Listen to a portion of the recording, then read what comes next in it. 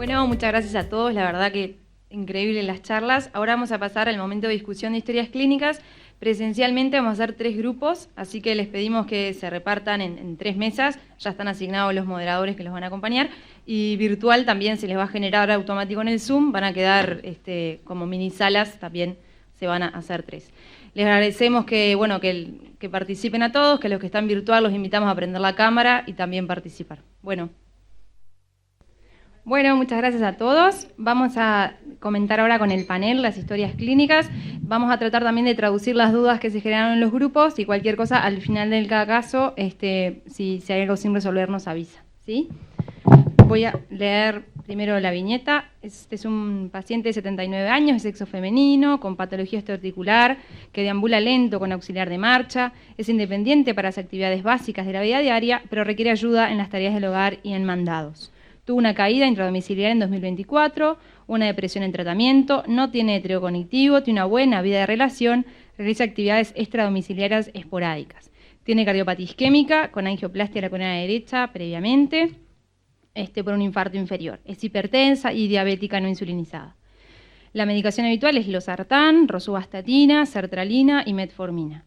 Ahora lo que tiene es una historia de disnea de esfuerzo intradomiciliaria de reciente comienzo, en algunas oportunidades acompañadas de ANGOR. Y consulta en emergencia por un episodio de dolor de características anginosas acompañado de disnea, que aparece postprandial.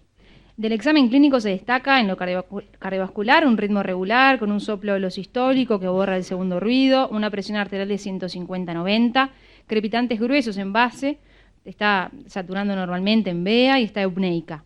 El dolor remite espontáneamente a la hora de su aparición sin requerir tratamiento. De la paraclínica al ingreso se destacan troponinas por 2 negativas, una hemoglobina de 12.2, unas plaquetas normales, una función renal con una CREA 1.6, una SOEMA de 44 y no tiene disionías. Y se aporta el electro inicial de la consulta en la emergencia intradolor.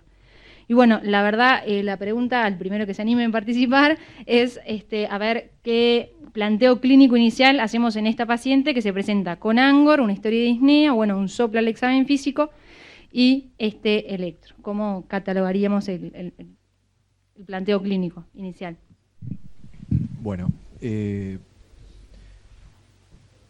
haciendo el análisis del motivo del ingreso actual, es una paciente con, de punto de vista de sus factores cardiovasculares de riesgo, es hipertensa, diabética, tiene una historia de enfermedad coronaria previa conocida y en cuanto a su estado general tiene una fragilidad, tú me corregime, pero tiene por lo menos una fragilidad leve, estaría entre una fragilidad leve y vulnerable, o prefrágil y prefrágil. Podría estar entre prefrágil y frágil, realmente faltan algunos datos para, pero bueno, con lo que tenemos,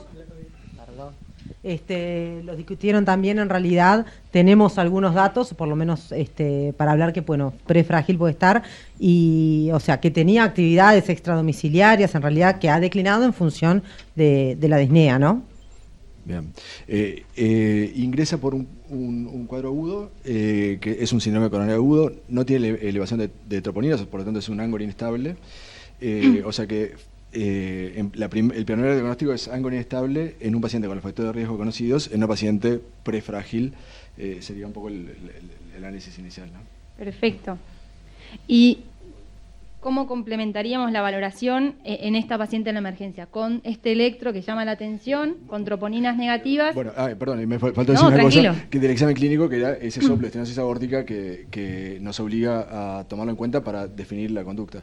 Creo que la opción de elegir hacerle un ecocardiograma es importante porque abre 2 caminos distintos de razonamiento, ¿no? Perfecto. ¿Alguno le hubiera mandado a cateterismo de urgencia por este cuadro agudo, por este electro, o todos hubieran pedido complementar con ecografía? Buenos días. Un comentario. Si esta misma paciente, así, igual, pero sin el soplo, sin estenosis aórtica, sí, es una paciente que sí me cuestiono mandarla directo a cateterismo, porque tiene una historia previa de enfermedad coronaria, que hace muchos años tuvo un infarto, tiene todos los factores de riesgo prácticamente, y ahora tiene un ANGOR que viene quemando etapas. Podemos pensar que puede ir directo, si alguien lo planteara no me parecería mal, pero con la presencia del soplo, elementos de insuficiencia cardíaca, ahí complica un poco, embarra un poco por el hecho de que, bueno, cuánto lo del Angor es por la estenosis aórtica o está sobreagregando algo isquémico. Entiendo que las troponinas son negativas, no hay ningún elemento de riesgo y que el electro parece una sobrecarga ventricular, no hay nada específico. Tal vez le haría otro electro en un rato a ver si esto cambia de alguna manera. Creo que no, creo que son cambios basales que ya tiene. Pero agregar un poco eso, como el paciente que viene con Angor y soplo de estenosis aórtica, pero que ya tiene enfermedad coronaria, es un desafío. Es un desafío. Sin duda, si ella tuviera unas troponinitas, que capaz que la falla cardíaca se la suben, la llevaría a cateterismo. Era para plantear eso un poco. Está muy claro en el sentido de que no tengo nada que me apure, porque troponinas negativas, el electro no muestra cambios, no tiene un supra o no tiene cambios dinámicos en principio, y se le fue el Angor espontáneamente, no requirió, no sé, nitritos ni otro tratamiento.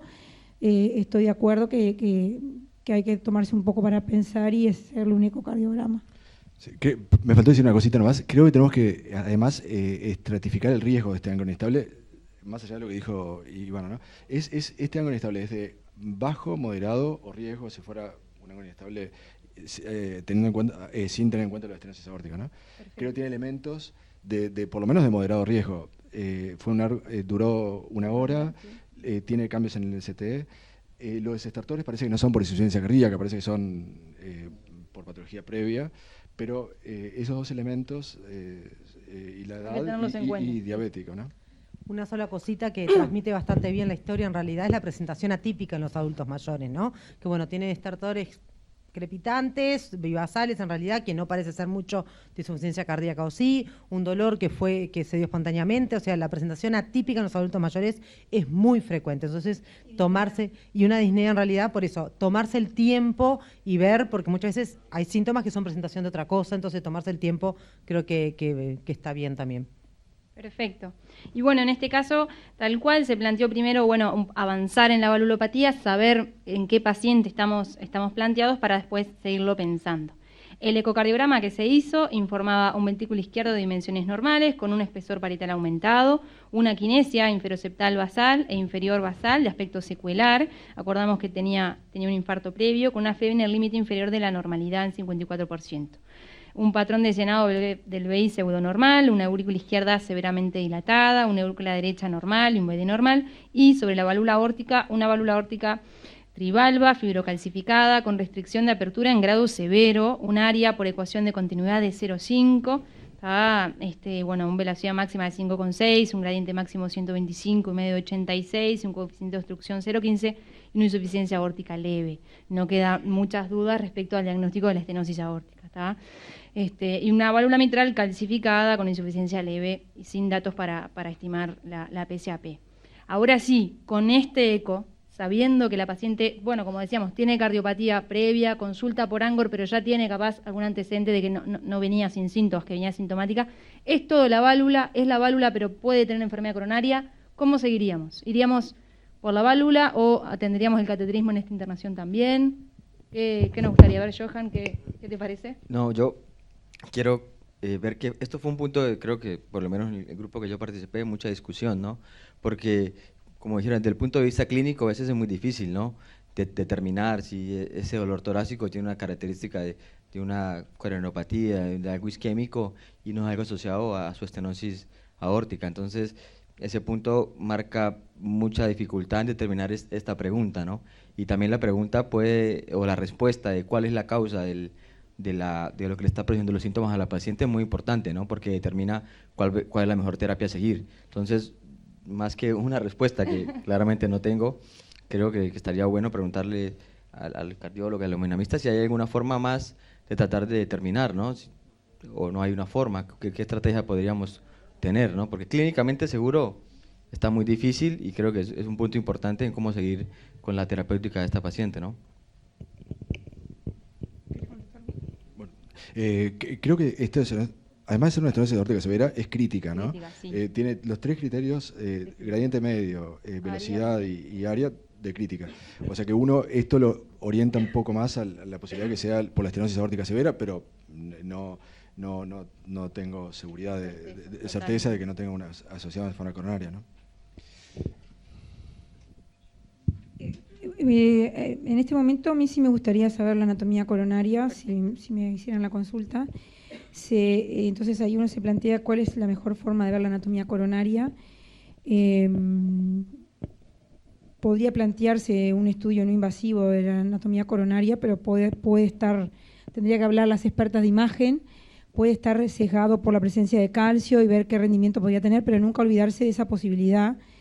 Pero en este contexto que más bien vamos tirando a que puede ser un síndrome coronario agudo, yo iría directamente al cateterismo, que sin ser que tiene insuficiencia renal, lo cual pesa para los dos tipos de estudio de su anatomía coronaria, no le veo mayores riesgos para esta paciente. O sea, creo que es un estudio que se haría con pocos riesgos, se podría hacer con poco contraste, y aclarar un poco las aguas. Bueno, ya tenemos una estenosis aórtica crítica en una paciente con coronariopatía que ya tuvo un evento coronario agudo importante, mayor, porque fue un infarto, que fue revascularizada, reperfundida, mejor dicho, en ese momento. Y yo ahora quisiera saber, porque como con dos objetivos. Uno es, bueno, me quedo tranquila que no hay ningún evento agudo realmente, y a su vez ya la vamos preparando porque tiene una estenosis aórtica crítica que está muy sintomática, entonces hay que seguir avanzando en el estudio de la paciente. O sea, la ingresaría obviamente y la estudiaría con cineangio-coronariografía, atendiendo mucho a la creatinina de 1.6 que tiene.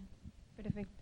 Fue lo que se optó en este caso. La paciente quedó ingresada, se solicitó el cateterismo, se interpretó tal cual en la historia de Angor, probablemente el contexto de la valvulopatía, no se hizo por urgencia, pero se hizo la brevedad, se coordinó el estudio a las 48 horas, y se vio con el resultado que tenemos acá, 3 imágenes representativas, que se informa de dominancia derecha, sin lesiones de la arteria coronaria derecha, una lesión severa en la unión de un tercio medio y distal de la descendente anterior, y una lesión suboclusiva en el origen del primer marginal y otra en el origen del segundo marginal, con calcificación de la válvula aórtica como era esperable.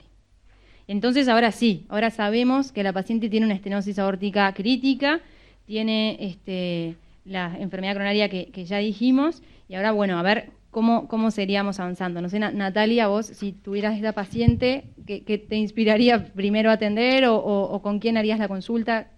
¿Te parece con cirugía, seguir con hemodinamia?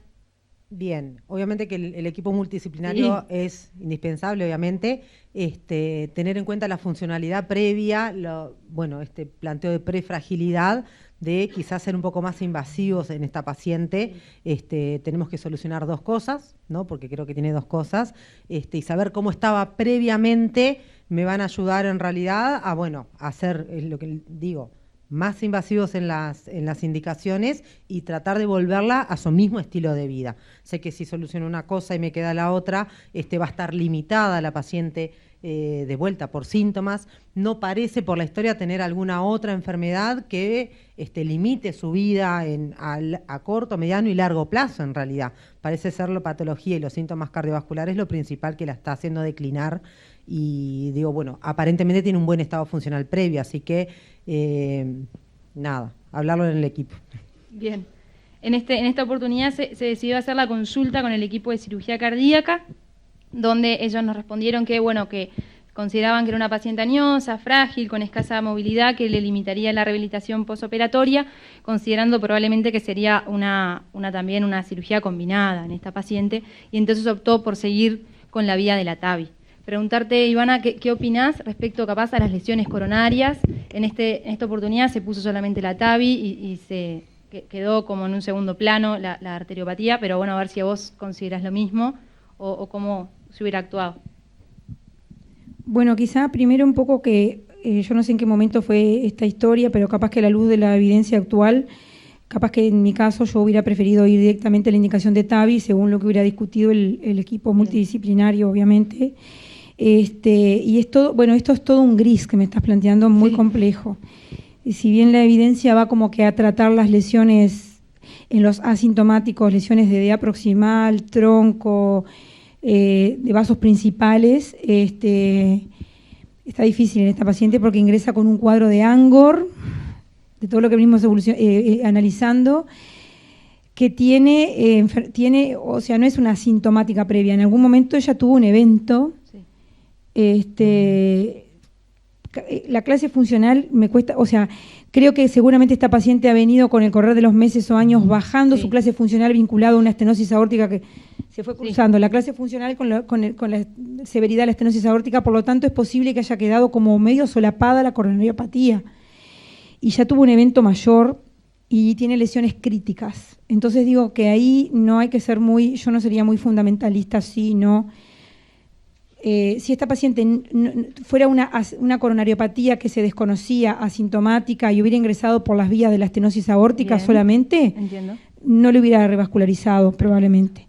Pero en ella me lo cuestionaría, me gustaría ver las imágenes bien, Sí, sí. porque también depende, podemos ver la carga de calcio que tienen las placas, la complejidad que tienen, pensar cuál es el mejor momento para revascularizarla. Hay un montón de datos anatómicos que me están faltando para saber si meterse o no meterse en el momento de hacerle el implante de la TAVI con 3 lesiones, porque me acuerdo Sí. que era la de A y 2 marginales, Exacto, ¿no? sí. La de A dice severa y es tercio medio, por ahí las que más te preocupan son las lesiones críticas y suboclusivas de los marginales. Entonces, ahí creo que lo que hayan decidido está bien, porque depende mucho de lo que está viendo el hemodinamista, lo que está decidiendo el equipo, si la paciente siempre siguió asintomática, no mostró nada, troponinas negativas, no mostró cambios del electro. Uno mira ese electro y si tuvo algún cambiecito, podría decir que, bueno, tiene como un descenso del ST anterolateral y dice, bueno, no serán las marginales Bien. que le dieron un cambio. Creo que no, pero Se por entiende, ahí se si hay entiende. algún cambio dinámico, decir, bueno, acá hubo intrincado un evento coronario, vamos a tratar las que pueden ser lesiones culpables. Eso se puede ver por hemodinamia y se puede completar por estudios de imagen intravascular también en el cateterismo, Perfecto. que hay que ver cuánto sería necesario en el caso, ¿no? Para ver si alguna de esas placas tienen alguna evidencia de ser agudas. Perfecto. Si esas placas parecen ser crónicas, capaz que no haría nada, pero digo, es muy dinámico, es un gris verdadero, está bueno el caso, me parece que es muy interesante y tiene para mí esas dos vertientes. Bien. Y las últimas 2 preguntas es un poco, bueno, imaginémonos en realidad cuánto está pesando la fragilidad en la toma de decisiones de este paciente, ¿no? Si fuera un adulto mayor robusto, ¿me hubiera cambiado la conducta terapéutica? ¿Hubiera hinchado más para el lado de la cirugía o hubiera sido en el camino de la TAVI? Bueno, ahí yo tengo Conflicto de interés. tengo un problemita porque yo pienso lo siguiente, si esta paciente se descarta para cirugía porque es una cirugía combinada que la hace ser de mayor riesgo y es frágil, quiere decir que si yo la opero la tengo que revascularizar. Entonces, si le hago TAVI, ¿por qué no la tengo que revascularizar?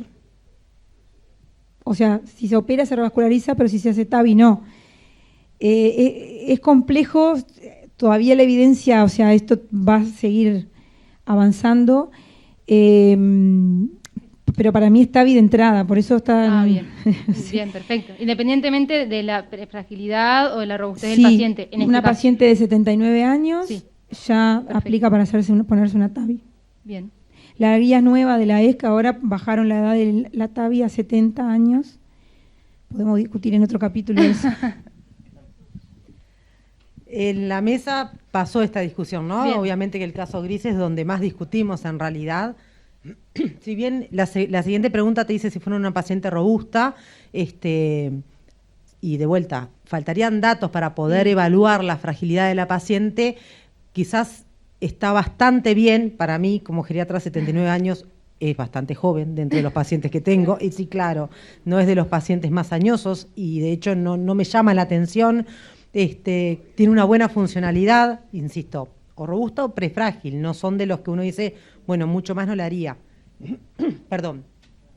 También en la mesa se discutió si uno le ingresa a cirugía y bueno, la revasculariza también, el tiempo de internación, sabemos que me puede repercutir en esta paciente gris, ¿no? Que los días de reposo, la inmovilidad, poder valorar quién va a cuidarla al alta también, ¿no? Porque no es lo mismo ir con una cirugía abierta al colocarle una TAVI. También la medicación que toma, quién le va a colaborar. Llama la atención que tiene una polifarmacia, pero que faltaban medicamentos. ¿Por qué lo dejó? Pues tiene una cardiopatía isquémica y era un tratamiento incompleto. Total. Entonces, bueno, si bien en todo, como a vos te faltan imágenes, a mí me faltan datos para catalogarla como frágil, de vuelta, el conocer todo eso, el conocerlo previamente, uno lo lleva quizás a no pensar en un paciente añoso y poder ver cómo estaba antes, qué pro y contras tengo después de cada intervención en realidad, ¿no? Tener en cuenta eso. Perfecto. Sí, yo creo que al ser robusto, si estamos en la hipótesis de que sea Hipótesis, robusto, sí. ¿no? Creo que no hay duda que tiene indicación de sustitución de la válvula aórtica. No hay duda. Eso no hay duda, el primer punto. En función del segundo punto tenemos que definir cuál es el método de sustitución de la válvula aórtica. Si vamos a actuar sobre las coronarias desde el punto de vista quirúrgico o no. Tiene lesiones que son severas, pero no comprometen la descendente anterior ni el tronco, tiene una FEBI conservada, es diabético, lo que es una enfermedad multivaso en un diabético inclina más a la posibilidad también de cirugía, pero no tiene compromiso de la DA proximal ni del tronco. Tiene una función conservada. Me parece que se podría pensar en revascularización, implante de TAVI y eventualmente preguntarle a Ivana si en ese caso podríamos hacer simultáneamente o previamente una revascularización percutánea. Y en el caso de que después vamos a ver la otra hipótesis, pero en este caso diría así. Perfecto. Y creo que un poco porque el caso sigue capaz más sugestivo a TAVI, la última pregunta es, bueno, ahora es, si fuera la descendente anterior proximal en esta paciente, ¿iríamos sí a cirugía combinada con lo que eso implica o iríamos más bien para una TAVI y revascularización por angioplastia? TAVI con revascularización por angioplastia. O no sé, o solo la TAVI una con pregunta, la DA porque proximal. yo estoy asumiendo también, Sí. ¿le calcularon algún score de riesgo, de cirugía, etcétera? En realidad, no. Está. ¿Cuánto te dio? Igual quería hacer un comentario de los scores de riesgo. Sí. Sería un Euroscore de 7.8%. Moderado riesgo. Moderado riesgo, 79 años, TAVI. O sea, Perfecto. es Sí. lo que... no, que uno cuando va a ver también, si uno pone 10 adultos mayores y los tiene todos enfrente y a todos les da el mismo STS, no son todos Son los iguales. mismos, estamos de acuerdo, sí. Entonces la individualización también para el implante de la TAVI o la decisión es fundamental porque realmente como que los scores que estamos usando subestiman un montón de cosas en el adulto mayor, que de repente tenés dos que tienen el mismo STS y decís, Distinto funcionalmente. este no aplica ni TAVI y este capaz que se puede operar Perfecto. a la misma edad. Me parece que es importante la individualización y a conciencia sí consultar al especialista. Clarísimo. Que mejor que el cardiólogo lo mande primero al geriatra y después al hemodinamista antes de... Sí, porque el hemodinamista va a buscar toda la forma para que le dé la cuenta, porque... bueno, me parece que es re importante la individualización, porque los scores de riesgo no estarían siendo completos para evaluar realmente lo que viene después de una cirugía, las comorbilidades que va a tener ese paciente, la dependencia con la que va a quedar, los cuidados, quién lo va a cuidar. Hay un montón de cosas que no están siendo evaluadas. Yo qué sé, si tiene aorta en porcelana, hay un montón de cosas que no están siendo evaluadas por los scores de riesgo que en el adulto mayor, que me parece que tiene que ser muy individualizado, no ser tan aplicar. Perfecto, sí, quedó claro. O sea, la importancia del trabajo en conjunto y, bueno, ponerle la cara a cada paciente y actuar desde ahí. No sé si quedó alguna duda entre los asistentes o virtual del caso 1 o si avanzaríamos. ¿No? Bueno, muy bien. Pasamos al siguiente caso clínico. Es un caso clínico, es un paciente de 81 años. 81 años, sexo masculino, jubilado, vive con su hija. Tiene como factor de riesgo cardiovasculares un hipertenso sin historia de daño de órgano blanco, una PA habitual de 130/65 y está en tratamiento con losartán 50 miligramos cada 12. Es un dislipémico sin tratamiento y una glicemia de ayuno alterada. Y el motivo de consulta es un motivo de consulta bastante odiado por todos, que son los mareos. ¿Verdad? Que es un síntoma que, bueno, a uno no le gusta ver en policlínica porque puede tener muchas causas. El paciente presenta hace 6 meses un episodio de mareos, sin inestabilidad ni caídas, no relata sensación rotogiratoria, no tiene disnea ni dolor torácico. Los tránsitos están sin alteraciones Y de las consultas previas en policlínica de primer nivel de atención, se destaca una PA de 145/70, que le indicaron que era normal para su edad. El examen físico tiene un buen estado general, masas musculares conservadas, está normocoloreado, está bien hidratado. A nivel cardiovascular, tiene un ritmo regular de 78 ciclos por minuto, no tiene soplos, no tiene edemas y una presión arterial en consultorio de 155/70. No tiene edemas. A nivel pleuropulmonar tiene el MAP conservado bilateral, no tiene estertores, y el resto del examen, incluido el abdominal, es normal.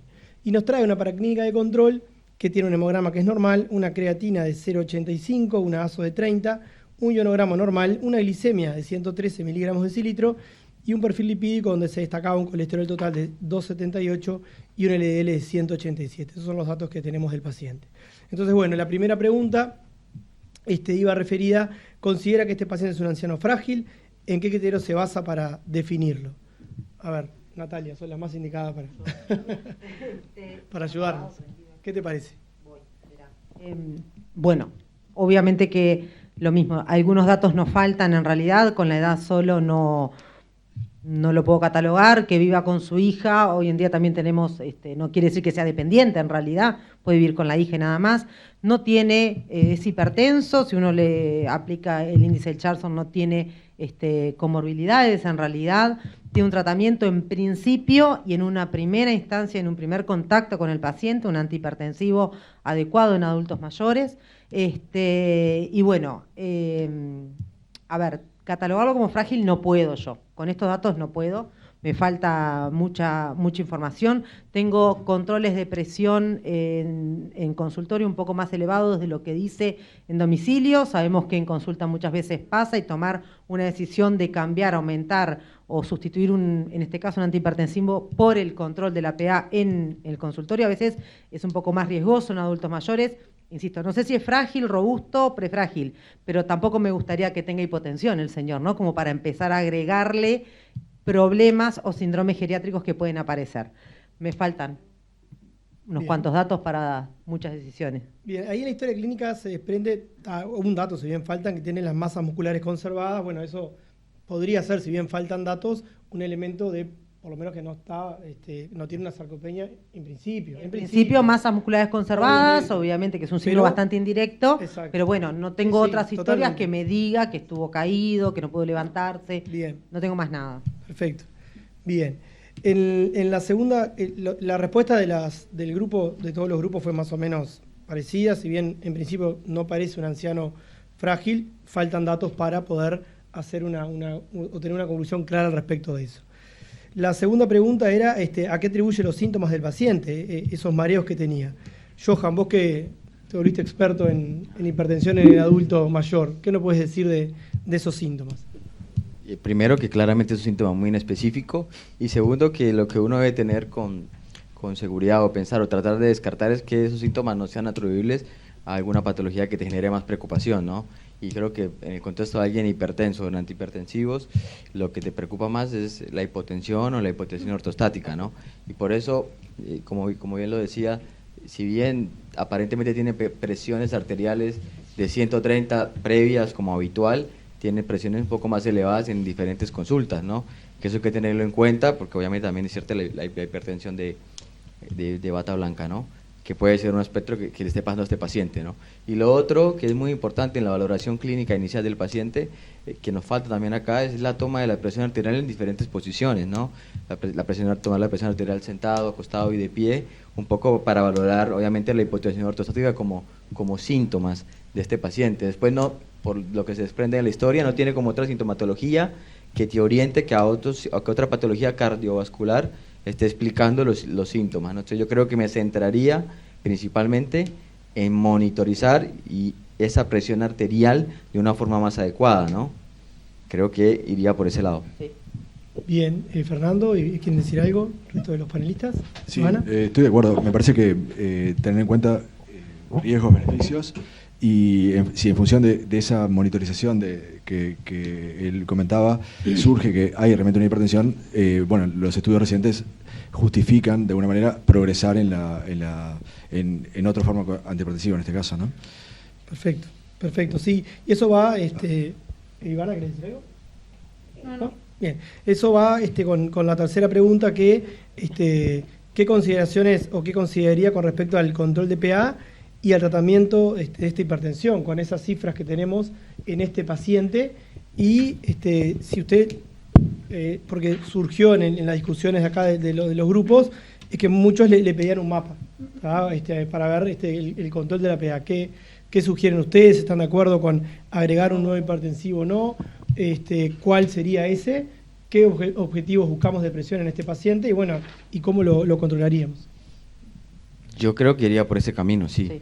Primero, previo al mapa, en la consulta, lo que dije, hacer una toma adecuada de la presión arterial, y segundo, por ir a una estrategia de monitorización de la presión arterial mucho más específica, ¿no? En este caso está la opción del mapa, ¿no? En la que te da mucha más información de cómo se comporta la presión arterial asociado al momento que se toma la presión, día, tarde, noche, cómo se asocia la presión arterial con la toma de los fármacos, también es algo muy importante que te da también información del mapa. Y si en ese mapa la conclusión es que la presión arterial sigue estando elevada en los valores con los que viene teniendo, creo que ahí sí entraría en optimizar un poco la presión arterial de este paciente, el tratamiento, sobre todo porque si bien obviamente que, como les dijo previamente, no hay datos suficientes para valorar la fragilidad, en principio, desde una primera impresión, no parecería ser un paciente frágil, ¿no? Y creo que ahí, si bien antes de tomar las decisiones debemos hacer la valoración geriátrica integral y valoración previa de la fragilidad y otros síndromes geriátricos, asumiendo de que no lo es, yo iría por optimizar el tratamiento antihipertensivo. ¿Con qué fármaco?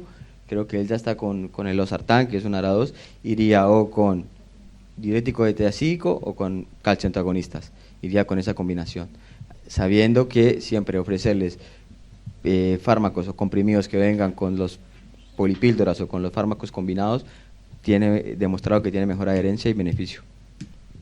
Natalia, ¿qué fármaco le agregarías tú si fuera tu paciente el lunes a la poli? Con el mapa, con controles que no está controlado. Ahí está. Y no es tan frágil. Exacto. Yo te la respondí. Me sacaste todo, Tao. La opción que dice él está bien en realidad, ¿no? Tanto diuréticos tiazídicos como calcio antagonista. Valorar en realidad, no sé si son, bueno, pero no importa en realidad, es un nombre, la existencia o no de incontinencia urinaria, para no empeorar un síntoma realmente y bueno, y tener otro problema.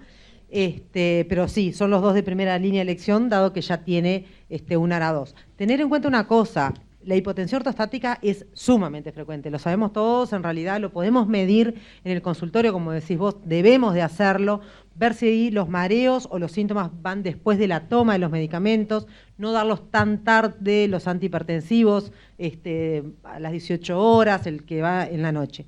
Pero también está la hipertensión postprandial, que también es bastante frecuente en los adultos mayores y que no lo podemos constatar nosotros en el consultorio, así que el mapa también nos puede ayudar bastante en esas cosas. Una pregunta, ahí cuando decía sin daño de órgano blanco, yo asumo que tenía un ecocardio, o sea que estaba estudiado. Sí, en realidad no llega, creo que fue Así clínico llegó. que se hizo. Fue un dato clínico, no fue... Un dato clínico. Claro, no surgió del interrogatorio ninguna evidencia clínica. Claro, yo ahí me fijaría en la historia, Claro. no sé, Fernando, ¿vos qué te parece? Porque un hipertenso medio mal controlado, 81 años, buscar las principales complicaciones de la hipertensión arterial, viene con mareo, yo que sé, muy inespecífico, pero como cardióloga primero digo, bueno, voy a verlo mi parte.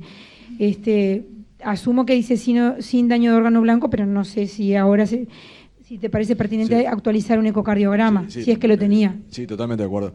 Porque como decía, creo que los dos factores a tener en cuenta son la monitorización estricta de la presión arterial, el resultado del mapa, y el daño de órgano blanco, ecocardiograma, ver si tiene microalbuminuria, si tiene daño renal, y bueno, eventualmente en el fondo de ojo. Sí, estoy de acuerdo, hacer un balance del daño de órgano blanco. Y una cosita con respecto al segundo fármaco, tener en cuenta que tiene dislipemia, las tiacidas pueden agravar las dislipemias, y bueno, el tema del potasio también. Yo en la práctica iría por un calcio antagonista, pero bueno, Perfecto. eso es... Creo que eso, sí. Perdón, una duda que sugieren los grupos es, mi paciente adulto mayor, hipertenso, ¿cuáles son mis objetivos de presión arterial cuando ya tengo el diagnóstico de hipertensión? Está distinto es que mi paciente que no es hipertenso por ahí y viene a mi consulta. No sé, Johan, ¿qué opinión? Y yo creo que lo que podemos resumir es que hace parte también de lo que dijeron, la valoración obviamente complementaria del daño órgano blanco, que nos ayuda a ver el verdadero riesgo cardiovascular que tiene el paciente, ¿no? Y ahora lo que hay en las guías nuevas es que las metas van definidas por el riesgo cardiovascular total del paciente, que lo calculamos con SCORE, ¿no? Este paciente obviamente tiene 81 años, es hipertenso, o sea que al menos un riesgo cardiovascular moderado, sin tener la calculadora acá, le daría, pero es importante si la valoración complementaria, ¿no? Del daño órgano blanco, si tiene enfermedad renal crónica, si tiene proteinuria, si tiene afectación de daño órgano blanco a nivel cardiovascular, ¿no? Y ahí es la balanza entre la fragilidad y el riesgo que tiene de efectos adversos a los fármacos versus el riesgo cardiovascular y el beneficio que le voy a aportar llevando las metas de presión arterial más bajas, ¿no? Entonces, depende obviamente de la valoración complementaria, pero yo creo que si el paciente no es frágil, más allá de su edad, y tiene un riesgo cardiovascular elevado, iría a metas de presión mucho más bajas, lo que, exacto, lo que implica, obviamente, tener más cuidado con el inicio de titulación de los fármacos y una monitorización mucho más estrecha. Perfecto. Gracias. Bien, muchas gracias, muy claro las respuestas. En la pregunta 4, ¿qué haríamos, Fernando, qué te parece, como especialista en el tema, en el tratamiento de la dislipemia de este paciente? Y bueno, ya que estás también con esa glicemia de ayuno, ¿la tratarías? ¿Qué modificaciones harías al respecto de eso? Con respecto a la dislipemia, tiene un LDL de 187. Sí. Si hacemos la estimación de riesgo cardiovascular global, usando los scores aplicados a población añosa, el score, por ejemplo, europeo, que tiene un score específico, el cálculo de riesgo de esta paciente era de un 35% de riesgo de eventos cardiovasculares. O sea, es de muy alto riesgo esta paciente. Es una paciente en la que tenemos que ser muy intensos en las medidas que tomemos, pero la intensidad no significa intensidad desde el inicio, ¿no? Significa alcanzar los objetivos recomendados para cualquier otras edades, pero hacerlo en forma gradual. O sea, creo que tiene indicación clara de estatinas. Tener en cuenta que la carga aterosclerótica de esta paciente ya la ha acumulado durante toda su vida. Acá lo que podemos incidir es mucho menos de lo que podemos incidir si fuera un paciente joven, pero igual los estudios han mostrado beneficios en los pacientes de alto riesgo el uso de estatinas, pero hacerlo en forma titulada y gradual. El objetivo de LDL de esta paciente cuando es de muy alto riesgo es, por lo menos, si es de muy alto riesgo, es de 55 miligramos por decilitro, si es de alto riesgo, 70. Y estamos partiendo de un LDL 187. Está con atorvastatina 10 miligramos. No, estaba con... Sí. Está sin ator. Sí. Entonces, creo que la atorvastatina de 10 miligramos... deberíamos pensar en estatinas de alta potencia, alta dosis, para lograr por lo menos un descenso de un 50% de su valor inicial y ir acercándonos al valor deseado. El tema que las estatinas que logran eso son la rosuvastatina de 20 miligramos o 40 y la atorvastatina de 40 o 80 miligramos. Ahí recién alcanzamos un descenso de un 50% de los niveles iniciales. En ella deberíamos alcanzar valores aún menores. El tema es que acá nos complica la fragilidad. Sabemos que las estatinas en los ancianos tienen más riesgo de miopatía. Deberíamos hacerle antes una CPK para evaluar ese aspecto. Deberíamos tratar de lograr ese objetivo, pero en forma más gradual. No empezar con rosuvastatina de 20, empezar tal vez con 10 y asociar cuando la diferencia entre el nivel del que partimos del LDL y el objetivo que tenemos es muy alto. En estos pacientes podemos asociar desde el inicio ese TIMIBE, que tiene menos efectos secundarios a nivel de miopatía, tiene un descenso del LDL de un 24% que le sumamos a lo que hace una estatina de mediana intensidad. Entonces creo que una opción sería iniciar rosuvastatina 10 miligramos junto con ese TIMIBE. Ahí lograríamos un descenso del LDL cercano al 40% inicialmente, ir viendo la tolerancia de las drogas y a los 2-3 meses ver si podemos escalar con las estatinas. Perfecto. Y con respecto a la glicemia de ayuno alterada esa que tiene... Sí, nos falta un dato que es la hemoglobina glicosilada. Creo que la glicemia sola es una foto, no es la película. Creo que deberíamos hacer... No somos tan estrictos en los pacientes aneosos con el control de la cifra de glicemia. Creo que lo manejaría en función de la hemoglobina glicosilada. Si tiene una hemoglobina glicosilada por debajo de 7, no haría mucha cosa. Perfecto. Si tiene por encima de 7, ahí pensaría Bien. y en este caso en particular, si estamos pensando en corregir en un paciente de alto riesgo cardiovascular, pensaría, y si tenemos que optar por un fármaco, tal vez no empezar con metformina, sino empezar con ICGLT2, que Perfecto. por el riesgo cardiovascular habría una indicación, ¿no? Clarísimo, Fernando. Bueno, la historia sigue. A los 9 meses consulta policlínica al paciente con historia de palpitaciones intermitentes de aproximadamente 5 meses. En alguna oportunidad tiene disnea de esfuerzo clase funcional 2, no tiene valor torácico, tiene un adecuado control ambulatorio de cifras de presión con el agregado de amlodipina 5 miligramos. Refiere PA de 130-60 habituales. El examen está normotenso, tiene un ritmo irregular de 100, no tiene edemas de hemos inferiores, no está con reflujo ni ingreso yugular y tiene un MAP positivo bilateral sin estertores. El planteo clínico ante la nueva evolución del paciente es una fibrilación auricular. Y bueno, creo que acá no hubo mucha duda, que todo el mundo le pidió un electro para el diagnóstico, eso es claro. Creo que podemos seguir para no perder el tiempo en eso. Y el electrocardiograma lo confirma, una FA con una frecuencia ventricular promedio de 100, con hipertrofia ventricular izquierda por criterios de voltaje.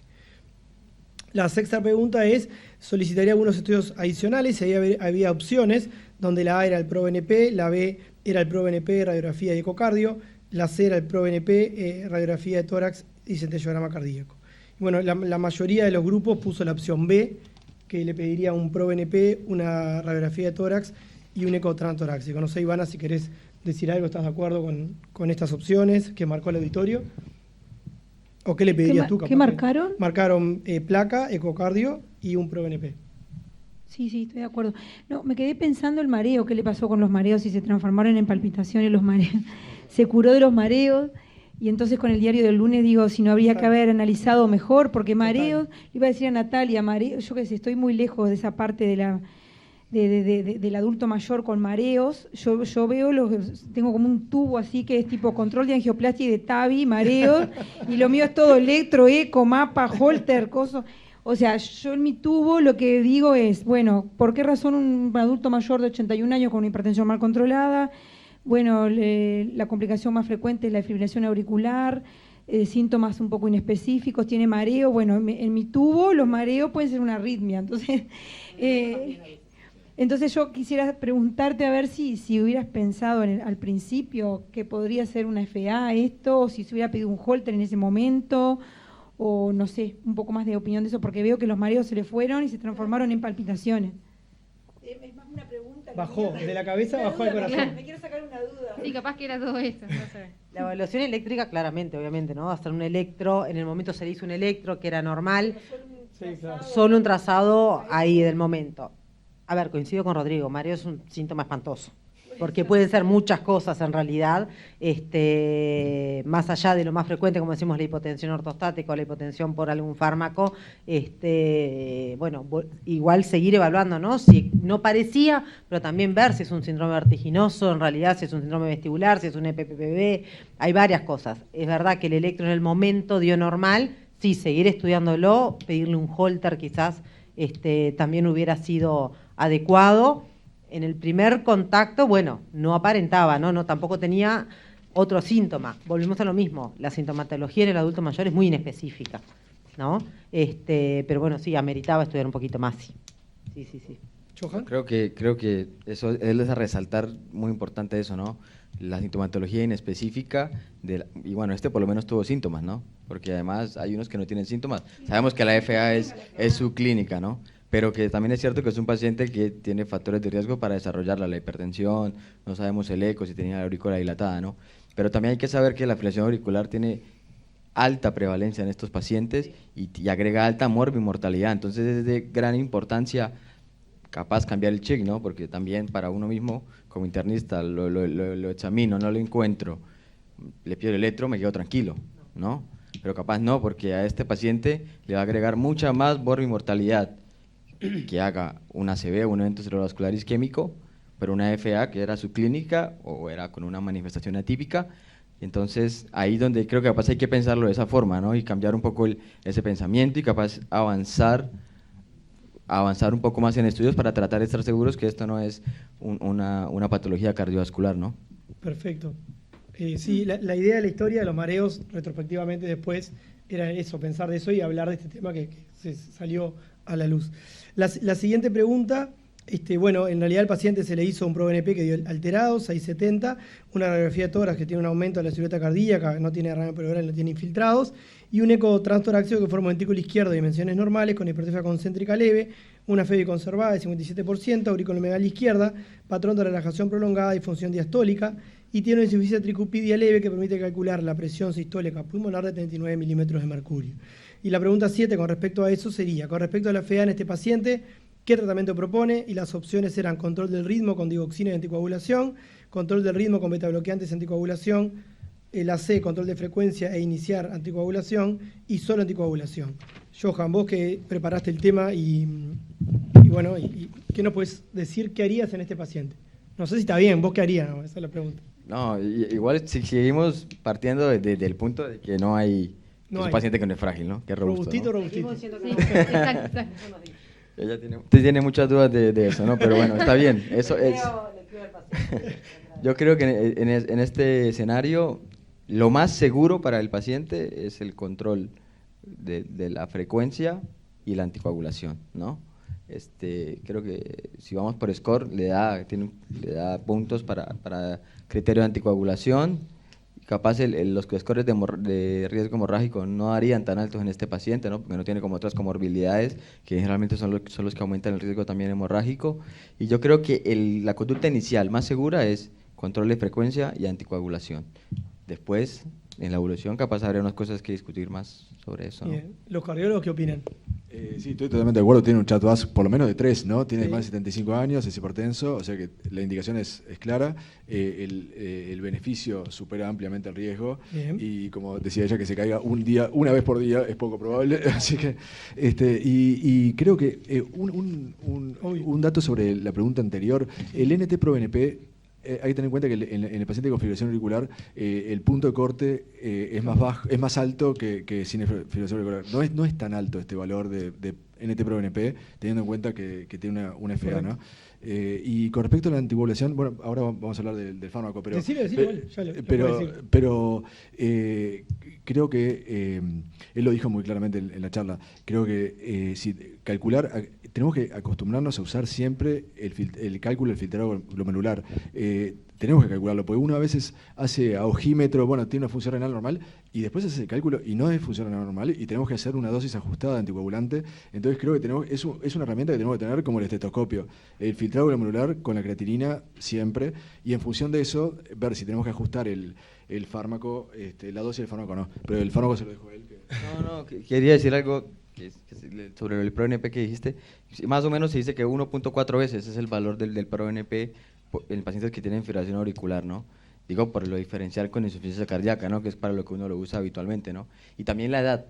Eso te iba a preguntar yo, si la edad en realidad, sobre todo, seguimos sintiendo que está muy bien, pero en un paciente frágil y añoso, te cambia el ProBNP, Cambia el ProBNP. Los valores de ProBNP tienen un límite más superior, y algunos ponen que más o menos es el doble. Digamos, si depende del contexto, agudo o crónico, ¿no? Que tiene sus valores para diagnóstico, pero digamos en el caso del crónico, que más o menos el NT-proBNP son 250 el valor, más o menos podría ser el doble, ponen algunos. Podría ser normal. Sí. Es más, algunos ponen hasta valores mucho más altos, de 600, 900, dependiendo del contexto clínico siempre, ¿no? Entonces, ahí, capaz en este paciente el ProBNP pierde un poco de sensibilidad, ¿no? Pero por los dos factores, por la edad y por la fibrilación auricular. Y Johan, ya que estás hablando, ¿con qué fármaco, ya que definiste que ibas a iniciar la anticoagulación, ¿con qué fármaco lo iniciarías? La mayoría del auditorio tuvo una conducta unánime, aunque hay otro que ahora te lo digo cuál propusieron. No sé vos qué vas a decir. Este es un paciente que es la primera vez que va a usar un anticoagulante, ¿no? Eso es un punto importante, ¿no? Y yo creo que la evidencia actual apoya el beneficio de los directos sobre los antivitamina K, empezando por ahí. O sea que un directo podría usarse, ¿bien? Y después, para definir cuál directo, ahí tendríamos que ver nuevamente la parte, insisto con esto porque creo que lo más importante, de la fragilidad del paciente y del riesgo hemorrágico que le aporta o que le adiciona la edad y la fragilidad, ¿no? Que son las caídas, el deterioro cognitivo, que en este caso el paciente creo que no me aporta mucho riesgo hemorrágico en ese aspecto, así que en él yo puntualmente elegiría cualquiera de los directos. si me ponen a elegir uno, el que yo sería más ideal sería la Apixaban, ¿no? Teniendo en cuenta lo que se dijo de la función renal, la edad y el peso, que son los factores a tener en cuenta para hacer una dosis o hacer una dosis intermedia o una dosis reducida, ¿no? Perfecto, sí, ya le doy la palabra a Fernando o al que quiera hablar. En los grupos también planteaban la posibilidad de, bueno, los directos sin duda, Apixaban, y también surgió en algunos grupos la posibilidad de hacer Rivaroxaban por la facilidad de una toma sola. Bueno, ¿qué les parece esa opinión? ¿Fer? A mí me parece bien, me parece que es una opción. Yo empezaría por Apixaban, hay datos de más seguridad de la Apixaban. Entiendo que también la adherencia al tratamiento es un factor fundamental en esto, así que si colabora con la adherencia, bienvenido sea. No tiene hemorragia digestiva previa, si tuviera hemorragia digestiva previa... Ahí no hay duda. Ahí no hay duda, pero en este caso podríamos optar por Rivaroxaban sin problema, ¿no? Yo creo que también pensando en la monodosis, en realidad en que sea más fácil, teniendo en cuenta que tiene otros fármacos, ¿no? Sí, se puede pensar, no está mal en realidad darle Apixaban en realidad, por más que las guías pueden decir que se beneficia más del otro. Perfecto. Y la última pregunta de esta historia era, este paciente, la pregunta era si tiene una insuficiencia cardíaca con fracción de eyección preservada, y en caso afirmativo, ¿cómo lo trataría? La mayoría de todos los grupos pusieron que sí, que el diagnóstico lo tenía, que tenía una falla con función preservada, basándose en el eco, en el ProBNP en este caso, que también te ayuda, que te da una probabilidad, si uno suma cualquier score para preservada, la probabilidad de los scores es de mediano a alto, y lo confirma con los hallazgos que tenemos ahí. Entonces, bueno, ¿cómo lo trataría? ¿Qué le pondrían a este paciente? Quiero decir una cosa de lo del diagnóstico, que capaz queda la duda, ¿no? Porque clínicamente no tiene mucha cosa, ¿no? Ahí va. Lo que sí tiene son alteraciones estructurales, ¿no? Entonces, si bien capaz puede, porque si vamos a la definición estricta, es un síndrome clínico que combina otras alteraciones, ¿no? Entonces, si bien capaz puede quedar alguna duda si tiene el diagnóstico, si vamos a una clasificación, que es la clasificación por estadios de la enfermedad, que es ABCD, capaz está en una fase presintomática, ¿no? Que sin embargo lo que nos habla las guías actualmente, más allá de que no tenga síntomas, es de aún así tomarlo y ser más enfáticos en el tratamiento, no esperar que el paciente tenga síntomas para plantear el tratamiento. Entonces, si capaz queda alguna duda de lo del diagnóstico, o si tomar el diagnóstico como iniciar tratamiento, creo que no debe quedar duda de eso. Capaz está en una fase presintomática, pero tiene biomarcadores algo elevados y cambios estructurales, aún así debemos ser enfáticos en tratarlo, ¿no? Sí, y además asocia lo de la glicemia alterada de ayuno, entonces... Claro. Capaz que ahí, ¿qué fármaco pensarían? Si lo van a tratar, porque se confirma que tiene, con la glicemia alterada de ayuno, creo que ahí sí, el rol, como dijimos hoy, de los IGLT2 tiene un rol en este paciente. Y bueno, el grupo básicamente discutió eso. Así que bueno, esta historia era para discutir eso. Si querés pasamos a la tercera historia, Emma. Sí, pasamos a la última historia, para que lo amplío, así se ve un poco mejor. Este es un paciente de 81 años, de sexo femenino, vive sola y tiene ayuda familiar limitada. Como antecedentes personales tiene ansiedad ocasional, una prótesis de cadera derecha hace 2 años y artrosis. Es hipertensa y sufre de dislipemia mixta. Su medicación habitual es enalapril 5 miligramos cada 12 horas, hidroclorotiazida 12,5, amlodipina 2,5, bisoprolol 2,5, atorva 10 miligramos días alternos, omega 3, un comprimido diario, tiasclidin, un comprimido, colágeno, vitamina D, omeprazol, alprazolam, medio comprimido de noche y paracetamol a demanda. Y acude a repetir su medicación cardiovascular. Esta es una paciente conocida que acude a control y a repetición de su medicación habitual. Refiere en el último tiempo cansancio y desánimo y una caída por tropiezo en vía pública que se recuperó con asistencia. Tiene incontinencia de esfuerzo de reciente aparición, por lo que abandonó la gimnasia del adulto mayor que realizaba 2 veces por semana. Tiene una dieta balanceada, aunque nota que ha perdido algo de peso. Refiere un buen control de presión arterial y trae un monitoreo promedio de 12,6. Niega gangor, palpitaciones, no ha tenido síncope y tiene una disnea de esfuerzo leve, clase funcional 2, habitual que no ha progresado.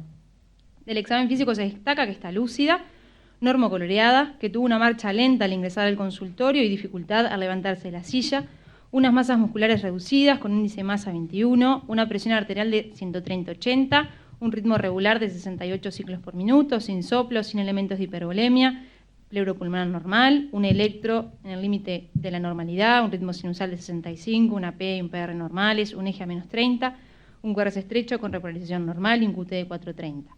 De la paraclínica, que fue de 2024, se destaca una hemoglobina de 13, glóbulos blancos de 6.5, plaquetas 141.000, una CREA de 1.2, un ASO de 44, un sodio de 133, un potasio de 4, un colesterol total de 160, con un HDL de 35, unos triglicéridos de 90, un LDL de 107 y no contamos con paraclínica de 2025. La pregunta inicial sería, ¿cuáles son los factores de fragilidad en esta paciente? Mucho, está preciosa evaluada. Está preciosa evaluada. Tiene más datos. Y no la hice yo la historia, claro que no la hice yo. Bueno, se evidencia que tiene varios elementos de fragilidad, ¿no? Desde, bueno, la marcha, no leo de acá, pero bueno, desorganizada, pero no importa. La marcha lenta, que se evidencia en el consultorio, lo que yo les digo, a veces no podemos medir la marcha, pero demora en caminar, está limitada para levantarse, requiere ayuda para levantarse de la silla, que eso me está hablando en realidad de sarcopenia, debilidad de fuerza, sobre todo muslo y glúteo, de que se cayó y requirió asistencia para levantarse.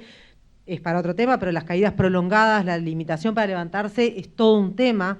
Y sobre todo de mucha fragilidad nos habla, tiene el autorreporte de cansancio, de desánimo y que abandona actividades, tiene muchísimos factores, tiene ansiedad, pero en eso quizás también verle el tema de la polifarmacia, ¿no? Que por cada cosa tiene un fármaco, tiene una polifarmacia, a mi criterio inadecuada, ¿no? Tiene como muchos fármacos, un poquito, día por medio, tiene duplicación de medicación, como es el colágeno y el piascledine, tiene muchos criterios de fragilidad. Una cosa sí, a tener en cuenta, el índice de masa corporal en los adultos mayores es un valor que lo perdemos, porque existe lo que es la obesidad sarcopénica, que me falsea el valor del índice de masa. Y además se corre un poco la escala un poco más a la derecha, ¿no? Siendo un poco permisivo. La valoración en realidad nutricional del paciente, más que con el índice de masa aislado, si bien no sirve, pero aislado, es por el medio de un test de screening que es el NMDA, que bueno, me valora el estado nutricional del paciente más a fondo en una paciente frágil. Pero creo que tiene todos los criterios. Y respecto a la medicación, acá hubo múltiple opción, pero tal vez podemos proceder a responder la pregunta en general. ¿Cuál sería la mayor preocupación de la polifarmacia en este contexto? Acá en consenso básicamente se marcó la opción A, el riesgo de hipotensión y caídas por múltiples antihipertensivos más alprazolam, y también surgió el riesgo de disionía secundaria de diuréticos. Pero tal vez la pregunta global, ¿cuál es la mayor preocupación de la polifarmacia en esta paciente? Y la siguiente es, ¿cómo podríamos mejorar la pauta terapéutica en este caso? Creo que la preocupación son todas las opciones en esta paciente. Con la polifarmacia que tiene, todos los riesgos lo tiene. Si bien tiene indicación de antihipertensivo, sabemos que el riesgo de hipotensión lo tiene. Entonces, bueno, uno tiene que evaluar en realidad las cifras objetivos en esta paciente que sí es una paciente frágil y quizás no somos tan estrictos en las cifras. Entonces, bueno, el tema de los antihipertensivos, reevaluarlo, primero optimizarlos, ¿no? Porque como decimos, tiene un poquito de esto, reevaluar esa medicación y optimizar los tratamientos según las cifras. Y no voy a hacer en cada consulta, pero bastante periódico, revalorar si está cumpliendo y si está siendo adecuado. El riesgo de disionía por diuréticos también lo tiene una incontinencia urinaria y se le está dando diuréticos, que además abandona las actividades del gimnasio por la incontinencia urinaria. Entonces, bueno, es un buen momento para sacarlo, quizás el diurético, si no tiene indicación formal o si no vemos mayores beneficios y vemos más efectos secundarios. El riesgo de rhabdomiólisis por estatinas es verdad que existe.